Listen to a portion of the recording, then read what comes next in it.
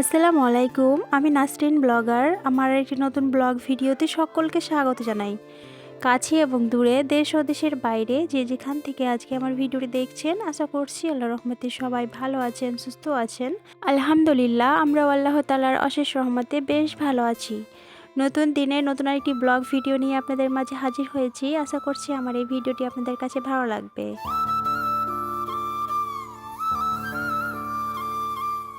আজকের ব্লগটা আমি এখান থেকে স্টার্ট করেছি। তো এই তো সংসারের প্রয়োজনীয় এবং আমার অনেক পছন্দের একটা জিনিস কিনেছি।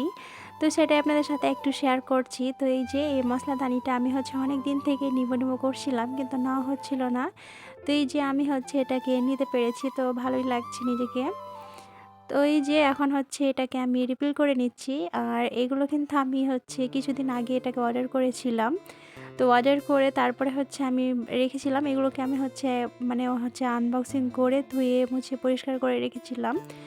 তো এই তো এখন মশলাগুলোকে রেখে দিচ্ছি। জানি না আমার আপুরা এ পর্যন্ত আমার ভিডিওটির সাথে আছেন কি নেই। যদি থেকে থাকেন প্লিজ একটা লাইক দিয়ে দিবেন। আর আজকে যদি আমার ভিডিওটি কোনো নতুন আপুরা দেখে থাকেন, আমার ভিডিওর কোথাও কোনো অংশ আপনাদের কাছে একটু হলেও যদি ভালো লাগে, আর যদি মনে হয় আপনাদের কাছে আমার চ্যানেলটা সাবস্ক্রাইব করে রাখার উপযুক্ত, আর এই ধরনের লাইফস্টাইল ভিডিওগুলো আরও দেখতে চান, প্লিজ আমার চ্যানেলটাকে সাবস্ক্রাইব করে আপনারা আমার সাথেই থাকবেন। যে সকল আপুরা এরই মধ্যে আমার চ্যানেলটাকে সাবস্ক্রাইব করে আমার সাথেই আছেন, সেই সকল আপুদেরকে জানাই মন থেকে অনেক ভালোবাসা। আর সাবস্ক্রাইব করে পাশে থেকে অল অপশনটিকে অন করে রাখবেন, যাতে করে আমার ভিডিও ছাড়া মাত্রই আপনার কাছে নোটিফিকেশন চলে যায়, আর আপনি চাইলে আপনার সময় সুযোগ বুঝে আমার ভিডিওগুলো দেখে নিতে পারবেন। তো এই তো দুপুরে রান্নায় চলে আসলাম। আর আজকে এই যে দুপুরে রান্নায় মাছ রান্না করব, তারপরে সাথে সিম আর আলুর ভাজা করব, আর ভাত রান্না করব, একবারে নর্মাল রান্না। তো এই তো মাছটাকে আমি লবণ হলুদ দিয়ে মাখিয়ে নিচ্ছি। আর আজকে আমি আমার নতুন চুলোতে ফার্স্ট টাইম রান্না করব, তো সেটাই আপনাদের সাথে শেয়ার করব।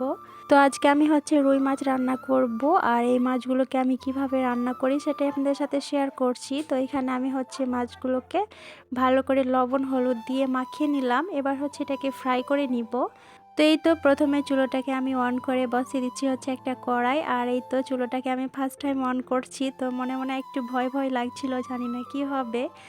তো এই তো অন করে দিয়েছি, আর ভালোই লাগছিল।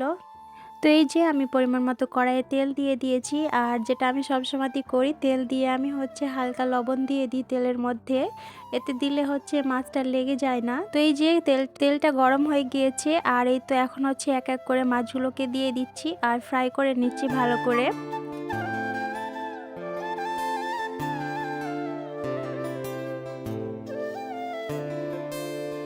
তো এই যে মাছগুলো আমার একটা সাইড হয়ে গিয়েছে, এবার আমি আরেকটা সাইডে উল্টে নিচ্ছি। তো এভাবে করে সবগুলো মাছকে ফ্রাই করে নিব। তো এই যে আমার মাছগুলো ফ্রাই করা হয়ে গিয়েছে, এখন এক এক করে উঠিয়ে নিচ্ছি। আর উঠিয়ে নিয়ে বাকি মাছগুলোকে দিয়ে দিচ্ছি, একইভাবে সেগুলোকে ফ্রাই করে নিচ্ছি।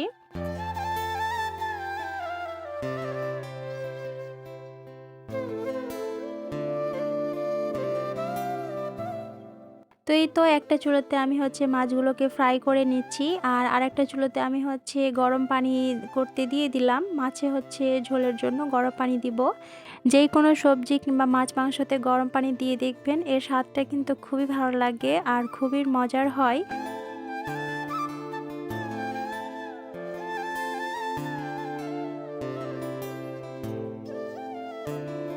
তো এই যে আমার সবগুলোই মাছ ফ্রাই করা হয়ে গিয়েছে। আর এখানে আমি আগে থেকে পেঁয়াজ রসুন গ্রেট করে রেখেছিলাম। তো এখানে এখন দিয়ে দিলাম তেলের মধ্যেই, ওই তেলের মধ্যেই।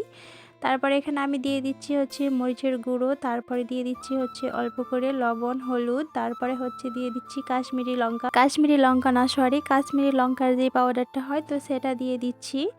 তো এই তো সবগুলোকে দিয়ে তারপরে এখানে টমেটো দিয়ে দিলাম। তারপরে টমেটো দিয়ে এটাকে এখন ভালো করে কষিয়ে নিব। মাছ মাংস রান্নার ক্ষেত্রে এই মশলাটাই মেন। এই মশলাটাকে আপনি যতক্ষণ ধরে কষাতে পারবেন ততই ভালো, ততই টেস্ট হবে। তো একবারে আমি চুলার হিটটাকে একবারে লো ফ্লেমে রেখে তারপরে মশলাগুলোকে কষিয়ে নিয়েছি ভালো করে। এবার আমি আগে থেকে গরম যে করে রেখেছিলাম পানিটা, সেই পানিটাকে এখন দিয়ে দিচ্ছি ঝোলের জন্য। আর এই তো পানিটাকে দিয়ে তারপরে হালকা করে নাড়াচাড়া করে এটাকে হচ্ছে যতক্ষণ না ফুটে উঠবে ততক্ষণ আমি হচ্ছে মাছগুলোকে দেব না, এটাকে কিছুক্ষণের জন্য আমি এটাকে ঢেকে রাখবো। তো এই যে দেখতে পাচ্ছেন আমার ঝোলগুলো কিন্তু একবারে সুন্দর হয়ে ফুটে উঠে গিয়েছে। আর এখন হচ্ছে এক এক করে আমি হচ্ছে মাছগুলোকে দিয়ে দিচ্ছি। আমার মতো যারা বাইরে খাবার খেতে পছন্দ করেন, মানে হচ্ছে হোটেলের খাবার খেতে যারা পছন্দ করেন, তারা হচ্ছে একবার হলেও এভাবে রান্না করে দেখতে পারেন। রুই মাছটা খেতে কিন্তু অনেক মজার হয়। আর আমার এই রান্নাটা কিন্তু সত্যি অনেক মজার হয়েছিল, একবারে হোটেলের মতোই স্বাদ হয়েছিল। তো এই তো দেখতেই পাচ্ছেন মাছ রান্নাটা কিন্তু আমার হয়ে গিয়েছে। তো আমি চুলোটাকে অফ করে হচ্ছে একটা বাটিতে সার্ভ করে নিচ্ছি।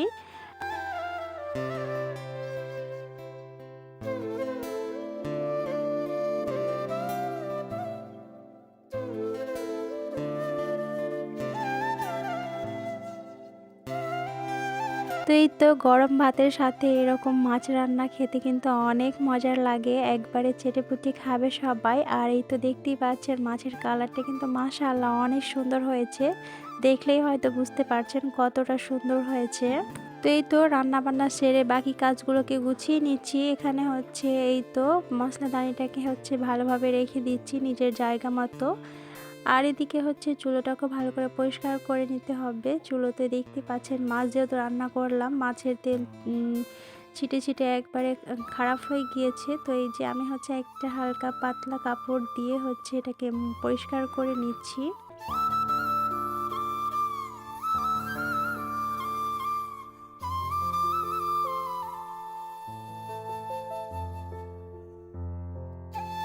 দুপুরে রান্নাবান্না খাওয়া দাওয়া সেরে এটা হচ্ছে একবারে বিকাল টাইমে হচ্ছে আমরা একটু বাইরের দিকে আসলাম। আর এই তো বাইরের দিকে বলতে আমাদের বাড়ির পিছন দিকে দেখতে পাচ্ছেন কি সুন্দর সরষা ফুল, দেখতে কিন্তু অনেক ভালো লাগছে। চারিদিকে শুধু সরষা ফুল আর সরষা ফুল, এই দৃশ্যগুলো দেখতে কিন্তু খুবই ভালো লাগে। আর এই তো সরষা ফুলে একবারে মাঠটা ভরে গিয়েছে। তো এই যে দেখতেই পাচ্ছেন অনেক ভালো লাগছিল এখানে এসে। তো এই যে